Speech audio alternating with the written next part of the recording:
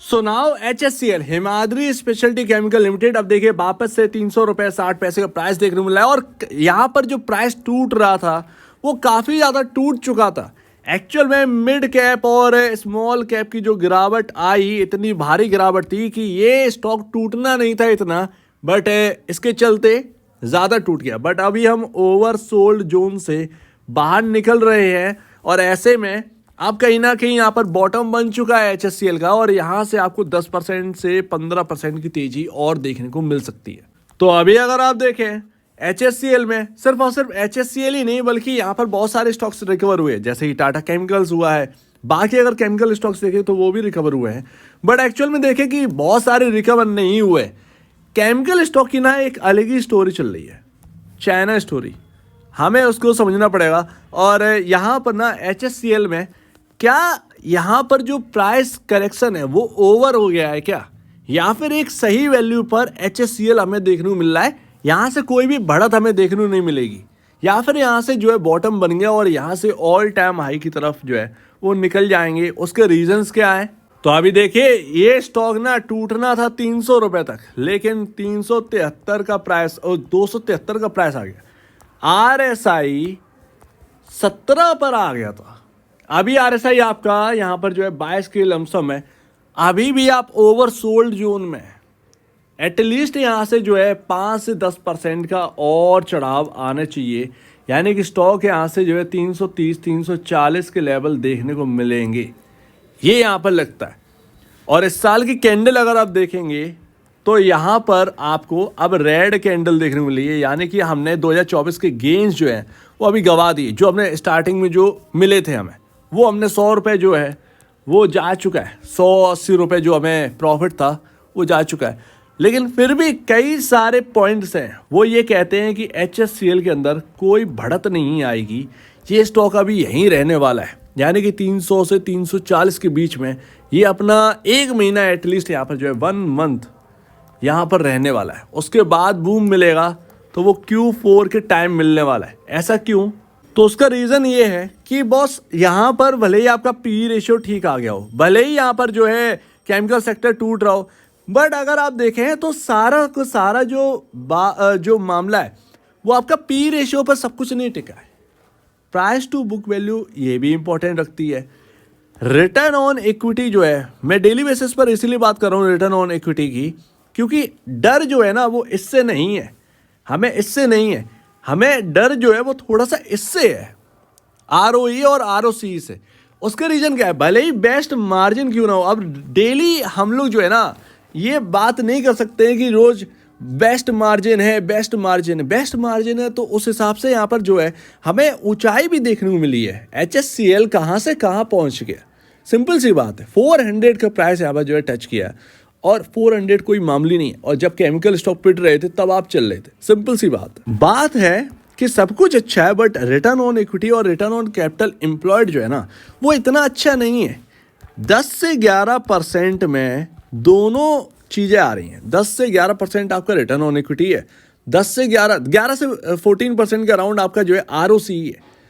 और भी अगर आप देखेंगे तो आपके पीयर कंपैरिजन जिसके ROE और ROCE आपके जैसे हैं, भले ही मार्जिन टूटे हैं, फिर भी अगर आप देखेंगे तो प्राइस टू बुक वैल्यू जो है ना वो 3 के अराउंड, 3.5 के अराउंड मिल रहा है। ये यहाँ पर इंपॉर्टेंट बात आ जाती है। तो यहाँ पर ना वो बहुत सस्ते हो चुके हैं, फिर वो और भी ज़्यादा सस्ते हो चुके हैं, लेकिन आप जो हैं वो सिर्फ और सिर्फ मार्जिन की वजह से दौड़ कर रहे हैं। मार्जिन से ही सब कुछ नहीं होगा HSCL के अंदर, ये समझ में आना चाहिए।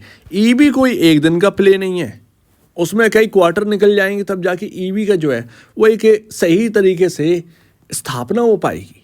अगर आप देखें सेटअप जो है वो आसान नहीं है EV का, ये भी बात समझ में आ रही है। तो जो परेशान करने वाली चीज़ है वो है रिटर्न ऑन इक्विटी और return on capital employed. But majorly यहाँ पर जो म्यूचुअल फंड है जब वो हाईयर साइड खरीदने के लिए तैयार हैं तो यानी कि उन्हें आगे का सिनेरियो पता है। बट म्यूचुअल फंड के पास ना पैसा होता है भैया, सीधी सी बात है, पैसे होते हैं। वो अगर स्टॉक है हाईयर साइड जाएगा तो भी खरीदेंगे, अगर वहाँ से नीचे आएगा तो उनको तो इन्फ्यूज़ करना ही है, उनका तो एक एवरेज बन जाएगा। बट एक आम निवेशक जिसके पास बहुत कम पैसे हैं वो बेचारा क्या करे, उसके पास इतना पैसा नहीं है कि अगर उसने 400 पर खरीद रखा है और 300 पर देखने को मिल रहा है, तो इतना पैसा नहीं है, वो एक बार इन्फ्यूज़ कर चुका होगा कहीं ना कहीं, ज़्यादातर 400 पर। 300 पर बेचारा कैसे खरीदेगा? उस पर होना भी तो चाहिए, होगा तो खरीद लेगा, नहीं होगा तो नहीं खरीद पाएगा, उसमें तो प्रॉब्लम है ना। यही मैं बात समझाने की कोशिश कर रहा था कि 400 के अराउंड ना बेच लो। जिसने बेच लिया होगा ना उसका काम बन गया। थोड़ा सा बुक कर लो। हमेशा मैंने आपसे कहा 250 रुपये से कह रहा हूँ, 200 250 बुक करते चलो, यहाँ बुक कर लो, वहाँ बुक कर लो। वहाँ से आपको गिरावट ही देखने को मिली है, मौका मिले हैं बाई करने को, सिंपल सी बात। सो दैट यहाँ पर अभी ना ये प्राइस जो है वो आपका एक रेंज में ही रहना चाहिए। 250 से 400 की रेंज आप बना के चलो, ये बहुत बड़ी रेंज है, मजाक नहीं है। अभी क्या है, अभी हम 300 पर हैं। RSI जो है वो ओवरसोल्ड से निकल रहा है थोड़ा सा, अभी भी ओवरसोल्ड है। अभी यहाँ पर जो लेवल है 345, वो निकलना बहुत आसान नहीं होगा। और अगर वो लेवल निकला 345, तब देखिएगा कि ये 400 रुपये चला जाएगा। तो मेरे ख्याल से अभी क्या स्ट्रेटजी बनाए, जिसने भी आज खरीद रखा है वो 250 के आसपास का स्टॉप लॉस लगाए। मेरे ख्याल से 245 आपका यहाँ पर जो है एक इंपॉर्टेंट लेवल है। आप चाहो तो उधर स्टॉप लॉस लगाने लेना, लेकिन आप अपनी भी यहाँ पे जो है देख लीजिएगा। फिलहाल आपको ये देखना है कि क्या ये 345 से 350 की रेंज में जब ये जा रहा है, क्या वहाँ पर कोई सेलिंग तो नहीं आ रही है, कोई रुकावट तो नहीं आ रही है। अगर आ रही है और आप प्रॉफिट में हैं, सम प्रॉफिट बुक कर लीजिएगा फौरन। फिर भले ही आपके हाथ से ब्यूटीफुल ट्रेड क्यों ना निकल जाए, लेकिन कुछ ना कुछ बुक कर लेना। 100 शेयर हैं तो एटलीस्ट यहाँ पर जो है 20 से 30 शेयर बुक कर लेना। इससे कुछ प्रॉफिट आपकी जेब में रहेगा, प्रॉफिट नहीं हाथ से निकलना चाहिए। बड़ी मुश्किल में तो मार्केट में प्रॉफिट होता है शेयर्स में, ये बात समझिए।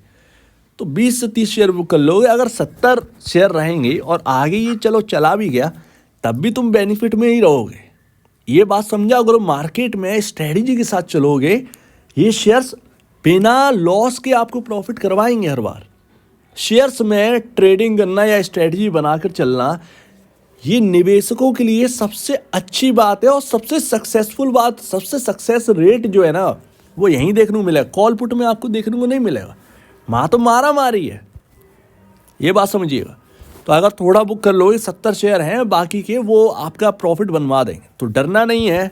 ऐसा चाहे तो आप कर लीजिएगा। देखिएगा 345 से 350 ये हर्डल तो नहीं है, रुक तो नहीं रहा है, ये यहाँ पर जो है बना के चलेगा। उम्मीद है काफ़ी कुछ आपको समझ में आया होगा। आप सोच रहे होंगे कि क्या अभी इसको बाई करना सही रहेगा। 2 दिन से एक्स्ट्रा गिरावट हो गई है, कहाँ थे बाई करने के लिए। 20 रुपए का प्रॉफिट मारा गया पर शेयर। अब हर जगह क्या बाई की जगह होती है क्या, या हर जगह सेलिंग की जगह होती है? नहीं आप कर सकते ना ऐसा, ध्यान रखिएगा। सो उम्मीद है काफ़ी कुछ आपको समझ में आया होगा। एक बार निवेश से पहले या बेचने से पहले आप अपने ब्रोकर या एडवाइजर से जरूर सलाह ले लेना। अदरवाइज आपके सामने ये पॉइंट्स हैं, बहुत ही डीपली अपने इन पॉइंट्स को समझना, खुद भी अपना डिसीजन बना सकते हैं। तो आपका क्या कहना है इसके ऊपर कमेंट सेक्शन में कहिएगा और अब दीजिए। वीडियो देखने के लिए बहुत धन्यवाद दोस्तों।